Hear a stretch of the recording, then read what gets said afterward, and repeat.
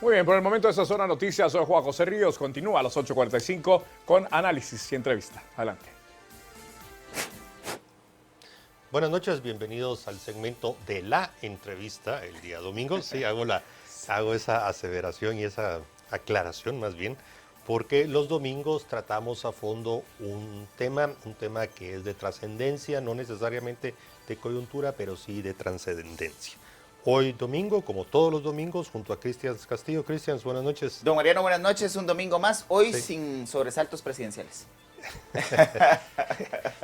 Bueno, están las medidas, hay que recordar, tenemos durante medidas, 15 días. estamos bajo Durante estado 15 de días. calamidad, hoy Seguimos. se publicó un estado de prevención. Seguimos con estado de sitio a las 9 de la noche.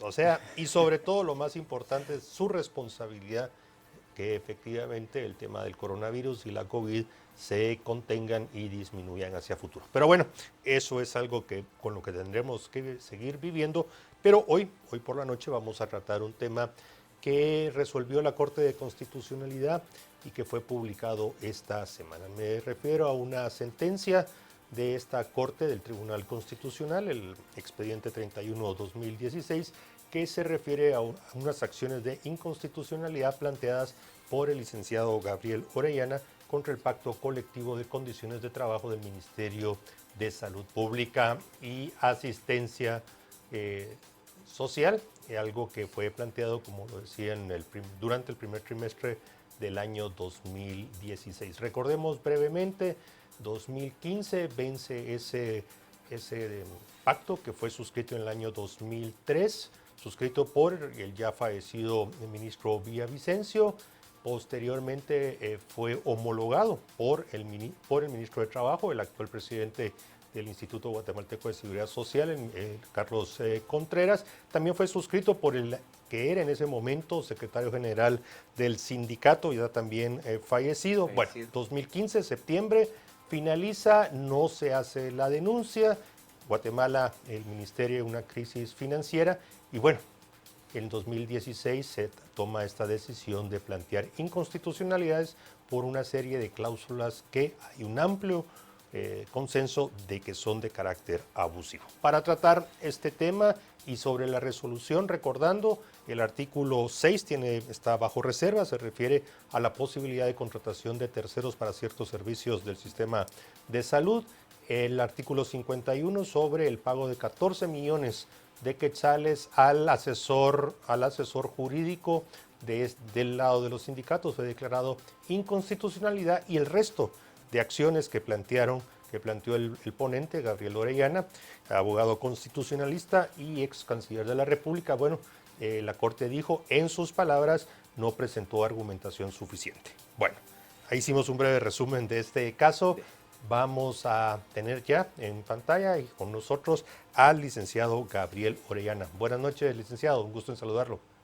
Buenas noches, queridos amigos. Buenas noches a toda su teleaudiencia. Bueno, Gracias por la oportunidad. A usted muy amable, licenciado Orellana. Hemos hecho un breve repaso de lo que es este tema del Pacto Colectivo de Condiciones de Trabajo, pero quisiéramos escuchar de primera voz su evaluación de esta sentencia emitida por la Corte de Constitucionalidad. Muchas gracias. Esta sentencia tiene una particularidad, como ustedes que la leyeron podrán haber apreciado, y es que la Corte de Constitucionalidad viene a consolidar un precedente jurisprudencial del año 2010 en el sentido de que, si bien es cierto que los pactos de condiciones colectivas de trabajo celebradas por los sindicatos no son precisamente leyes que fueron dictadas por el Congreso de la República, ni reglamentos dictados por entidades que tienen esa facultad, tratándose de leyes profesionales referidas a entidades sindicales del Estado, no de la iniciativa privada, tienen la característica de ser leyes de carácter general y por lo tanto pueden ser objeto de acciones de inconstitucionalidad. Esto abre un gran precedente, abre la puerta para que de aquí en adelante la Procuraduría General de la Nación, la Contraloría de Cuentas y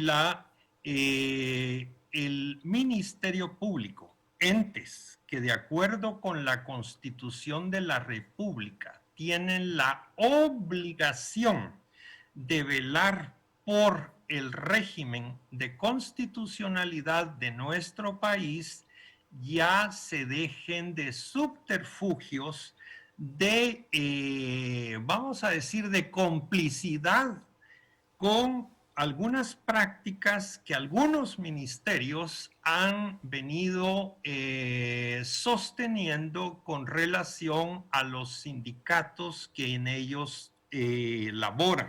Doctor Orellana, ¿por Sí. qué el pacto colectivo del Ministerio de Salud Pública ha sido tan emblemático en cuanto a esos abusos que se establecen en la negociación del pacto colectivo?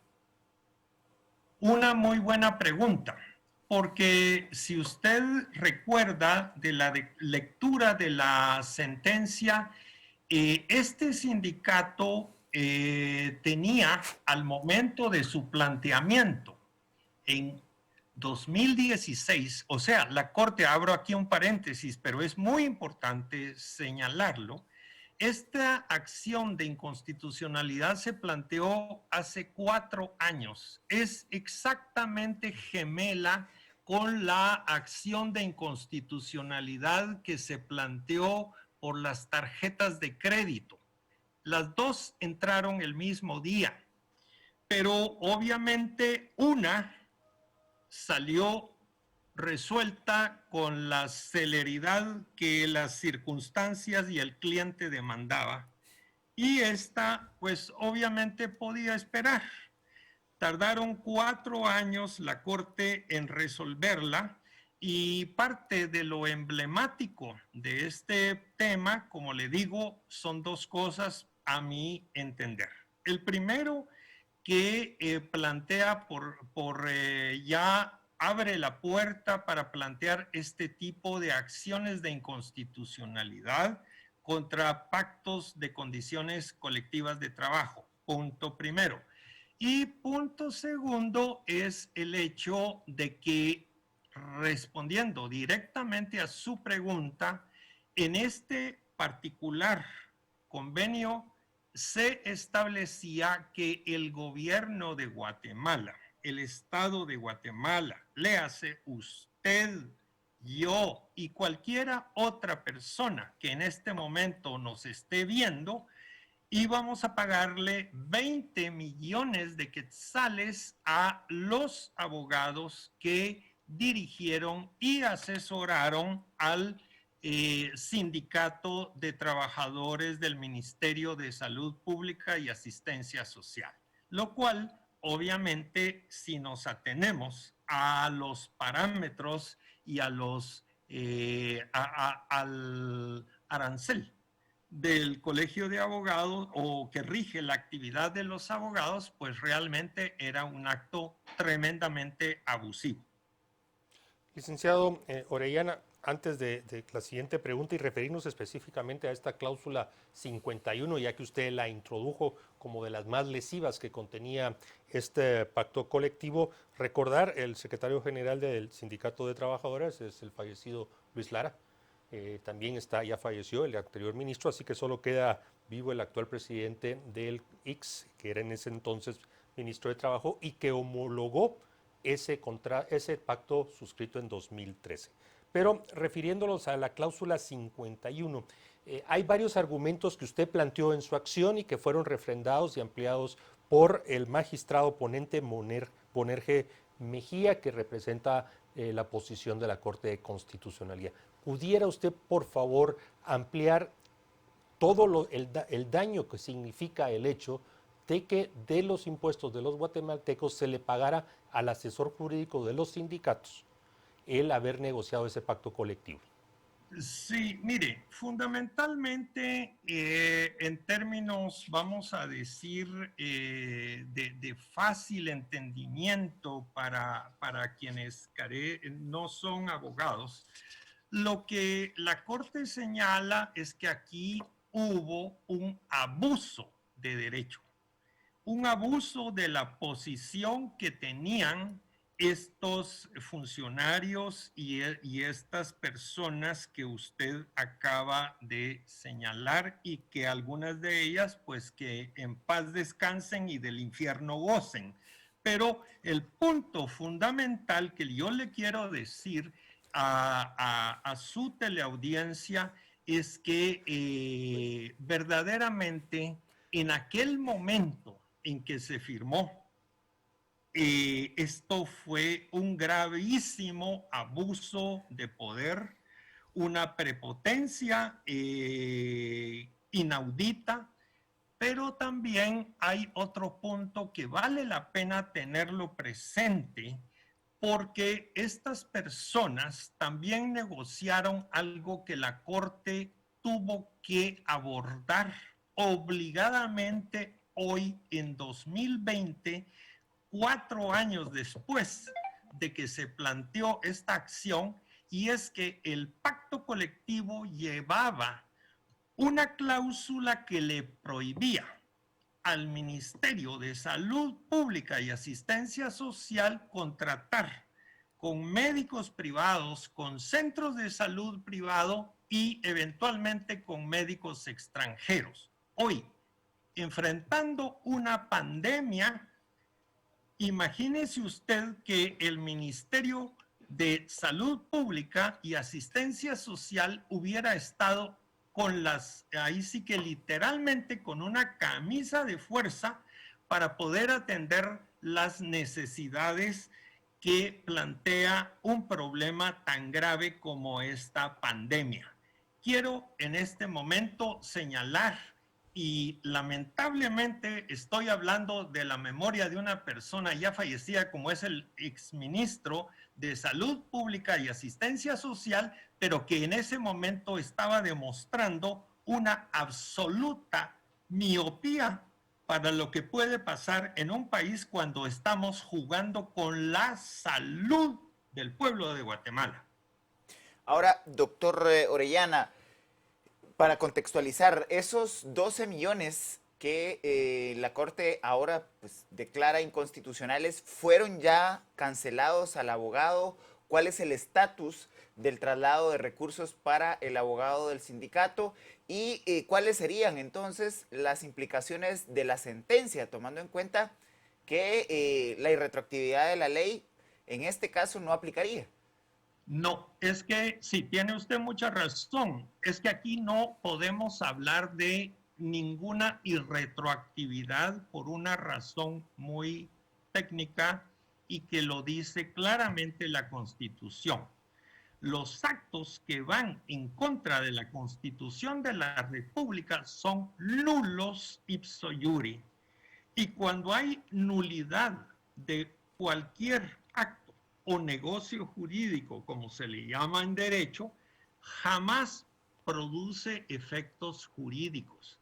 Por lo tanto, no puede hablarse de ellos en sentido de que son imprescriptibles. Todo lo contrario.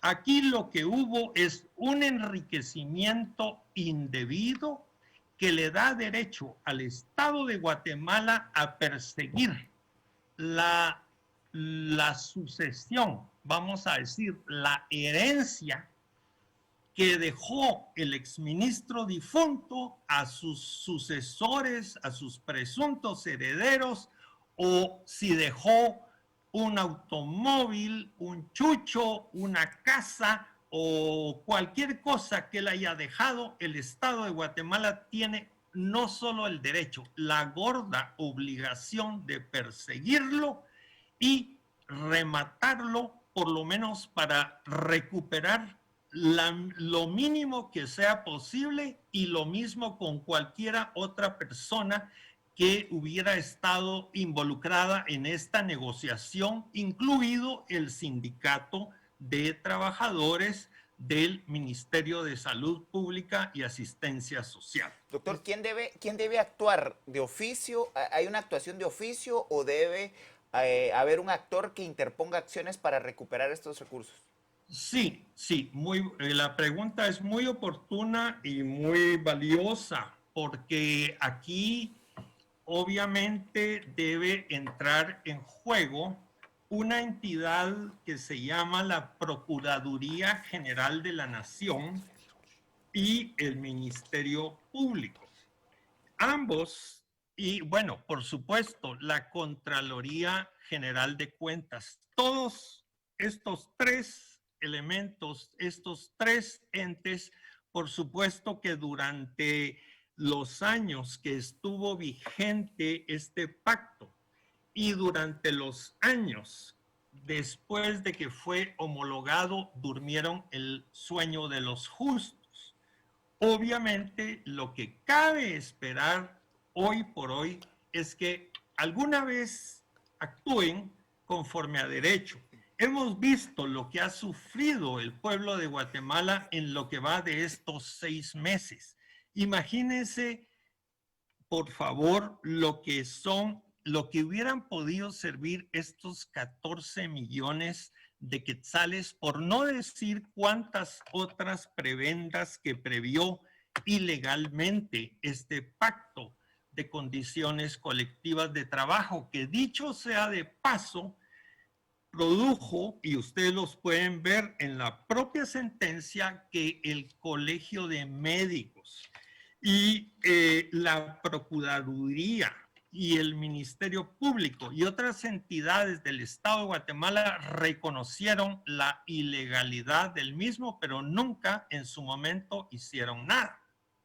Y eso es algo que le tendremos que dar seguimiento para que efectivamente se busque todos los medios para recuperar ese dinero que fue pagado al abogado y que posteriormente, según se sabe, se disolvió, se difundió en otras personas. Pero bueno, regreso a la cláusula 6, licenciado Gabriel Orellana, y que se refiere a ese compromiso que asumió el ministerio en su momento para no contratar personal terceros que pudieran complementar y fortalecer las acciones de salud. Y ahí hay un listado de áreas donde el ministerio se comprometía a no contratar a terceros. Esta cláusula en particular, la sentencia dice claramente, bueno, no me pronuncio en el fondo, lo que sí es exhorto o le digo a las autoridades de que pueden utilizar ese mecanismo, que no está prohibido y que queda a su discreción la posibilidad de contratar a terceros para prestar algunos de los servicios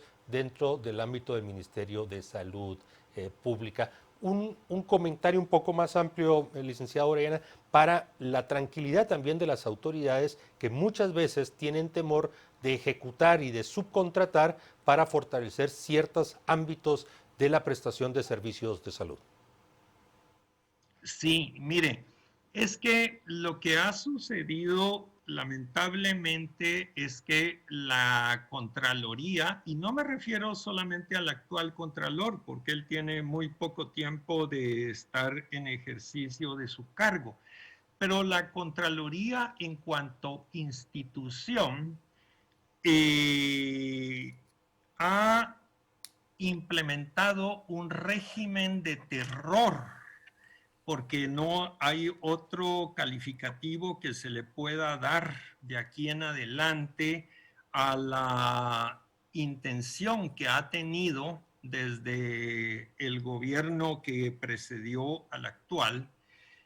Y este régimen de terror ha sido que prácticamente ningún funcionario público, ningún empleado público se atreve a tomar ninguna decisión porque temen que la Contraloría de Cuentas sencillamente abra en su contra un proceso penal. Ese proceso penal posiblemente dentro de 5 años va a ser declarado improcedente por carecer de fundamento.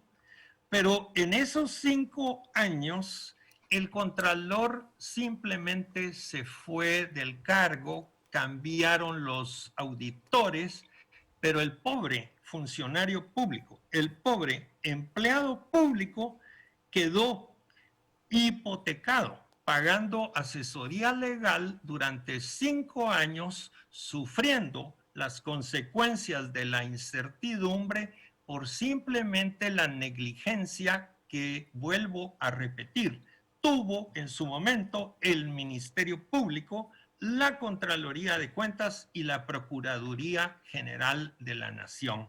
Ese es tristemente la realidad de lo que estamos viviendo hoy en día. Y vuelvo a repetir, mi acción se planteó en 2016, se resolvió en 2020 y posiblemente se resolvió motivada por la necesidad urgente que planteó una pandemia. Es decir, que si esta pandemia no hubiese ocurrido, posiblemente mi caso estaría durmiendo el sueño de los justos y vendría la próxima Corte de Constitucionalidad a resolverla, o posiblemente esperaríamos otros 4 o 5 años más. Ahora, doctor Orellana, esta sentencia, ¿qué otros elementos abusivos corrige del pacto colectivo en discusión? Mire, lamentablemente no corrige todos los que yo hubiera querido y los que yo planteé en la demanda.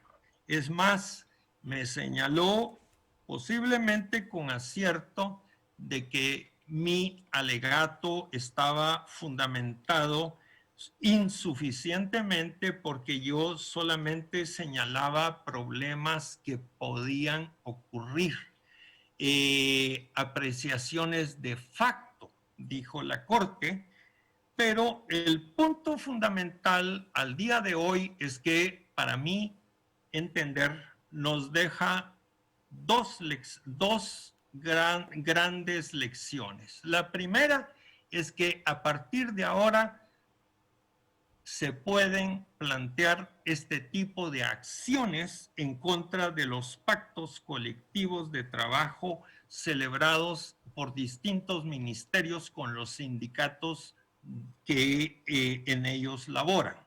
Punto primero. Y punto segundo, de la enjabonada que me pegaron por no haber razonado suficientemente la motivación de mi recurso. Los próximos que se planteen ya van a tener y van a poder saber en qué defectos no incurrir.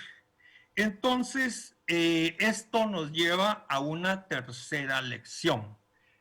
¿Cuál es? Que de aquí en adelante ni el Ministerio Público, ni la Contraloría de Cuentas, ni la Procuraduría General de la Nación tienen boca para quedarse callados e inactivos frente a todos estos otros pactos que se han celebrado, por ejemplo, en el Ministerio de Educación y en otros ministerios.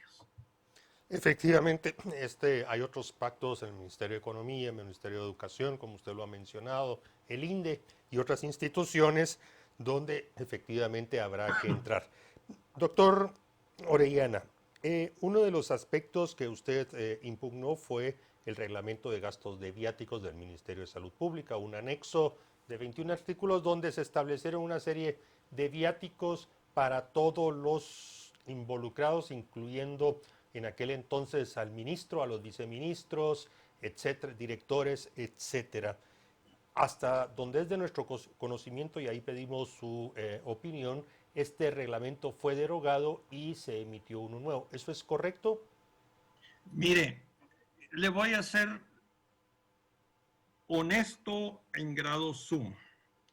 Esta acción de inconstitucionalidad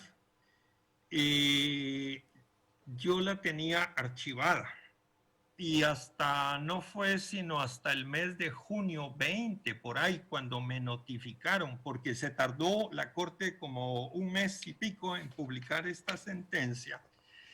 Yo este expediente lo había dado al olvido, sencillamente porque había perdido la confianza en que algún día iba a ser resuelto.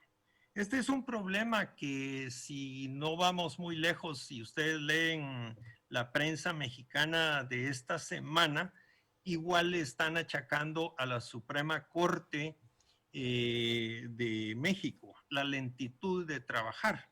Entonces, yo le ruego y le ofrezco mis disculpas, pero honradamente no sé qué pasó con ese reglamento de viáticos, pero no me extrañaría a mí que en un atisbo de vergüenza el Ministerio de Salud y el sindicato, cuando vieron que esto, pues de alguna manera tenía una razón de ser y que actores tan legítimos y tan auténticos como el respetable Colegio de Médicos y Cirujanos de Guatemala, usted lo ve en la sentencia, se solidarizó parcialmente con mi acción y lo mismo pasó con algunas otras entidades. Entonces, el punto es que me imagino que algún atisbo de vergüenza tuvo el ministro de esa época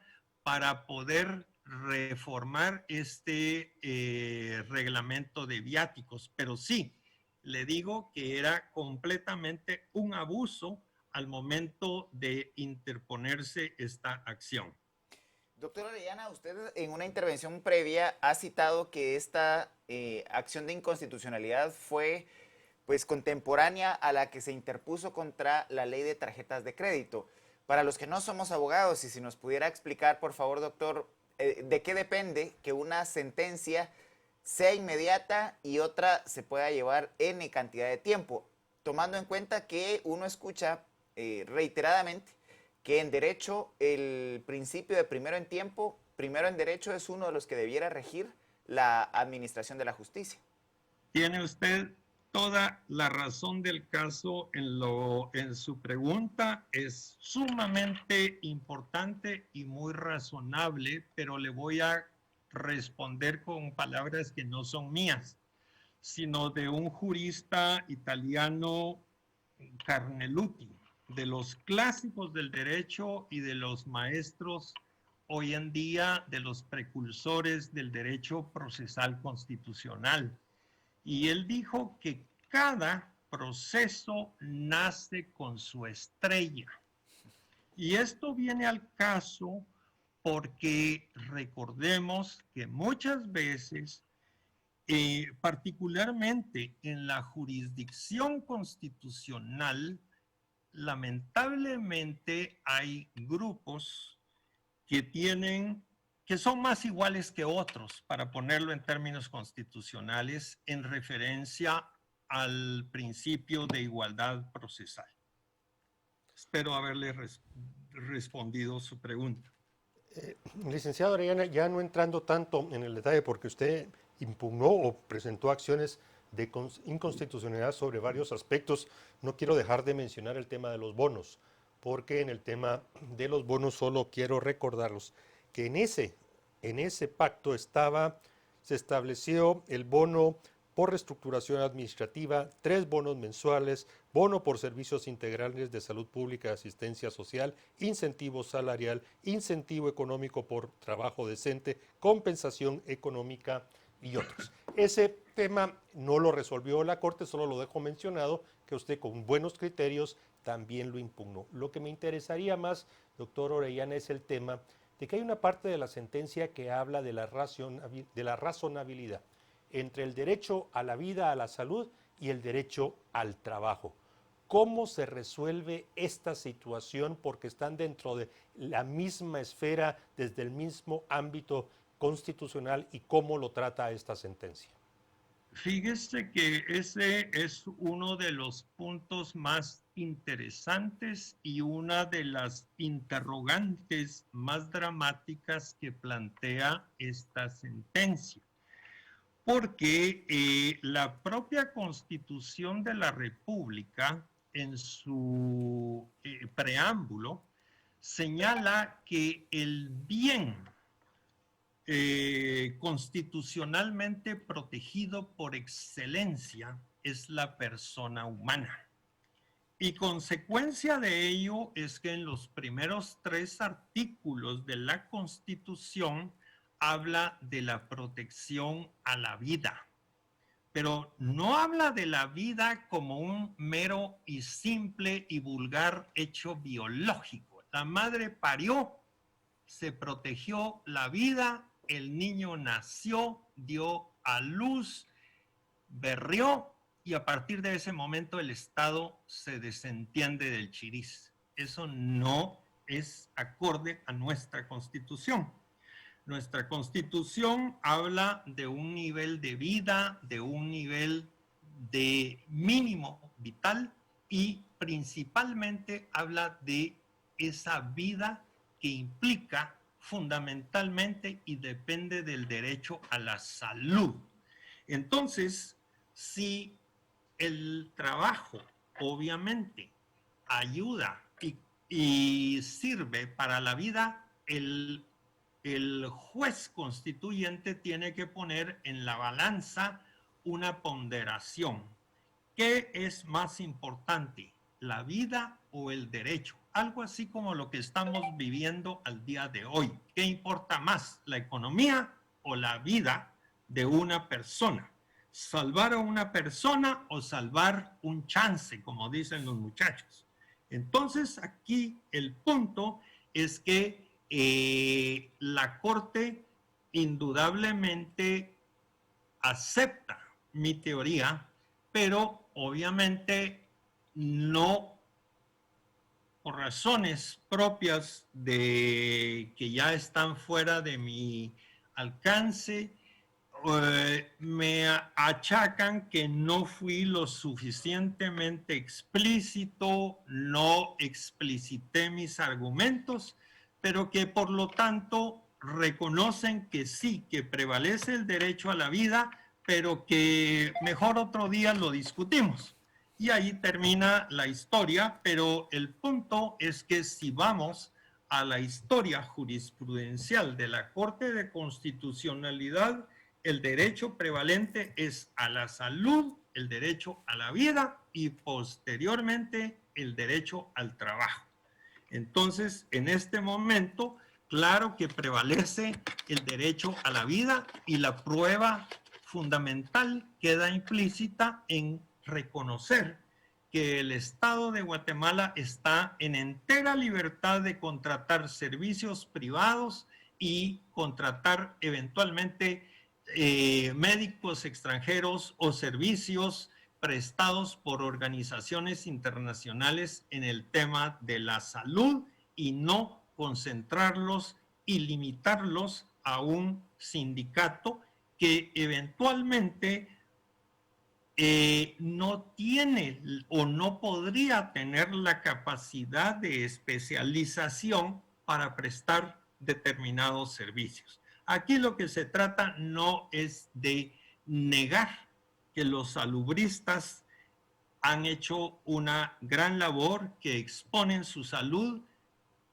Estamos viendo que ni siquiera el Estado de Guatemala les ha proveído de los equipos necesarios para que ellos preserven su vida y su salud, pero tampoco vamos a juzgar esta situación de 2020 con aquella de 2016, en la cual, en connivencia con un ministro de Estado y otros funcionarios públicos, cuando ni siquiera se preveía que esto podía ocurrir, llegaron a cometer semejantes abusos. Usted mismo lo ha señalado, la cantidad de bonos que se les dio cuando sencillamente había otras formas legales y apegadas a la Constitución de negociar estas condiciones de trabajo.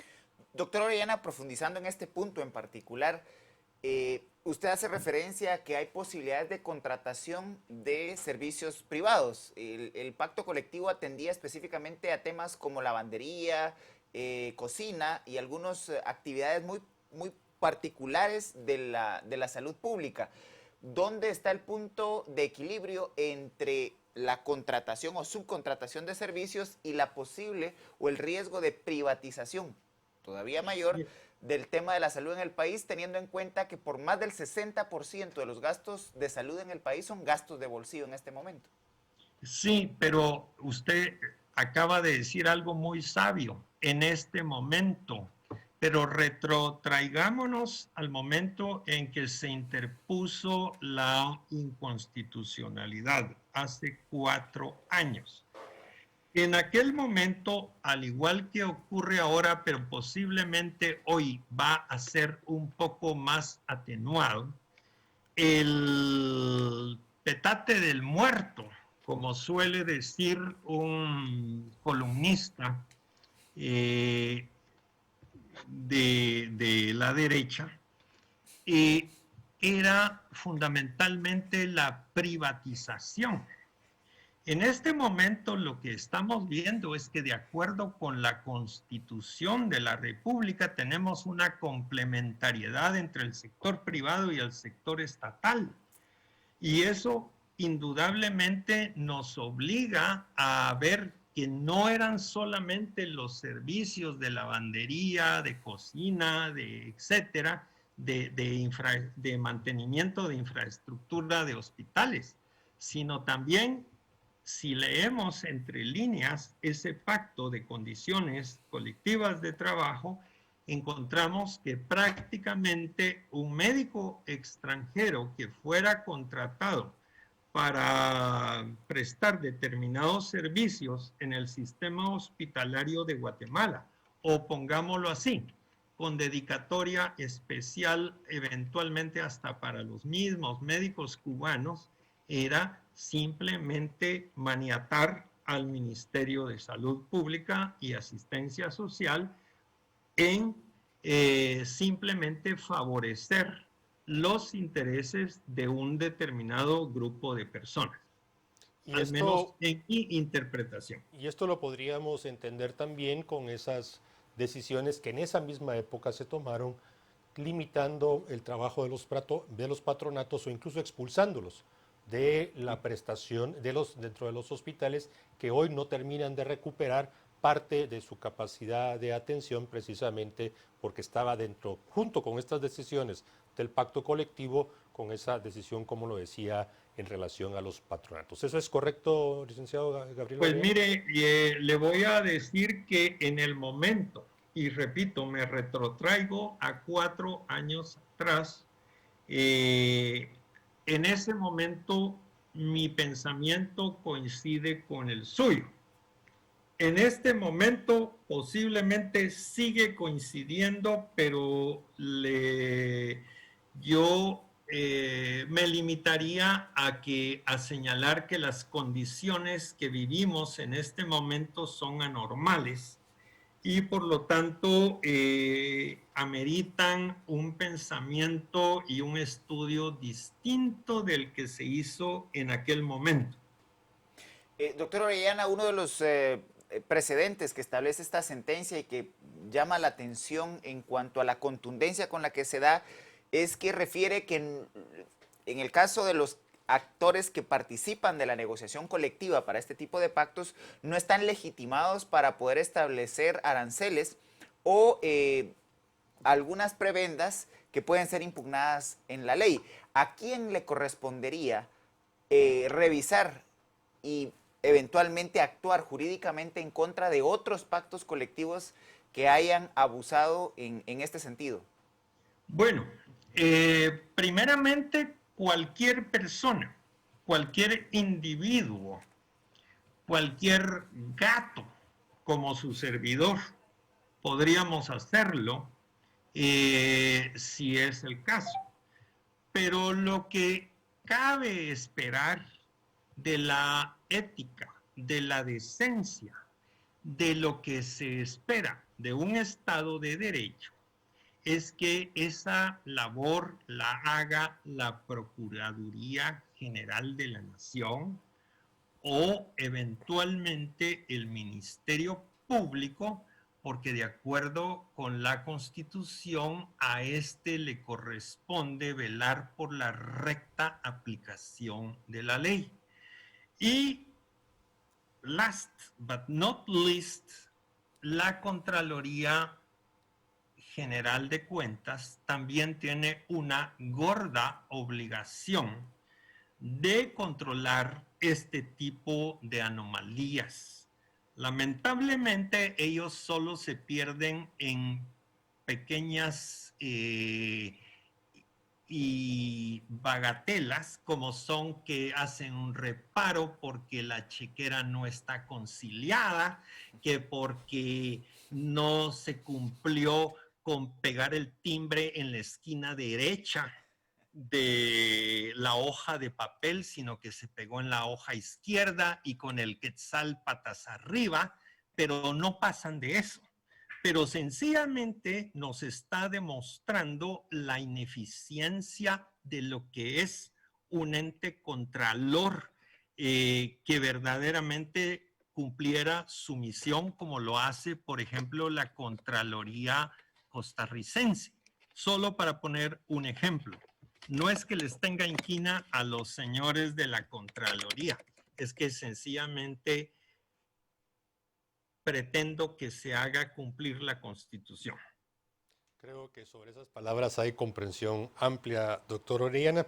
Hay que recordar que a partir del año 2016, dentro de las normas de ejecución presupuestaria del Presupuesto General de Ingresos y Egresos del Estado, se han introducido ciertas limitaciones para que los ministros o las personas responsables de la negociación de pactos colectivos tienen que pedir primero dictámenes de la Contraloría, del Ministerio de Finanzas Públicas, de la ONSEC y de la PGN. Eso ha llevado a que esas negociaciones que muchas veces derivaban en suspensiones de labores, en establecer asambleas por parte de los trabajadores, ya no sean tan frecuentes. Pero bueno, eso tendremos que revisarlo, si hay negociaciones en curso y cuáles son los pactos que están vigentes. Doctor Orellana, hemos llegado casi al final del programa. Le pediría una evaluación final de su sentencia y una recomendación a partir del contenido de la misma. Bueno, primeramente les agradezco esta oportunidad porque creo que de alguna manera, mal que bien, nos ayuda a velar por la recta aplicación de la ley, por la prevalencia de la Constitución de la República y fundamentalmente en este caso tan doloroso,